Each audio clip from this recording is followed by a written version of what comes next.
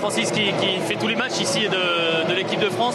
Francis, on parle en plateau du match de Kylian Mbappé qui avait été impressionnant contre l'Argentine.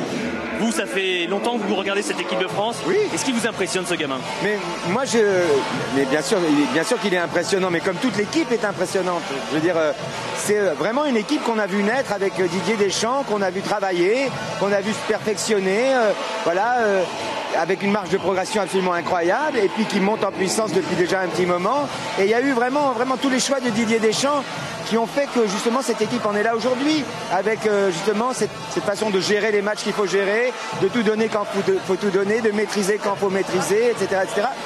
Franchement, c'est de voir ce travail, ce qu'il a donné, c'est merveilleux, c'est fantastique. Aujourd'hui, l'équipe de France a fait à l'Uruguay le coup que l'Uruguay fait à toutes les autres équipes. L'équipe de France a battu l'Uruguay à l'uruguayenne. C'est extraordinaire. Juste une dernière question sur, alors que je pense que je suis très joli, une dernière question sur Mbappé. Est-ce qu'il mériterait une chanson, Kylian Mbappé? Ça pourrait être quoi la chanson sur Kylian Mbappé?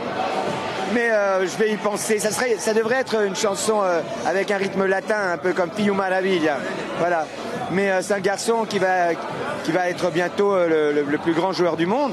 Et vraiment hommage à Griezmann. Moi, je savais que ça serait... J'avais annoncé à mon fils, que mon fils adore Griezmann. Et il m'avait dit, papa, il va marquer. J'ai dit oui, Griezmann va marquer. Et non seulement il va marquer un but, mais en plus il va marquer ce match. Et quand, à la fin du match, quand mon fils a vu qu'il était l'homme du match, il m'a dit, papa, regarde, c'est Griezmann l'homme du match. Là, dans 10 secondes, je me mets à chialer.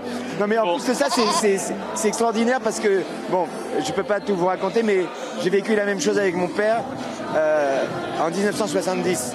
Donc là, mon fils, il a l'âge que j'avais à ce moment-là. Enfin, c'est très fort. Aujourd'hui, là, c'est vraiment trop fort. On vous laisse profiter de cette émotion. Merci Francis. On espère vous recroiser à Saint-Pétersbourg, bien sûr.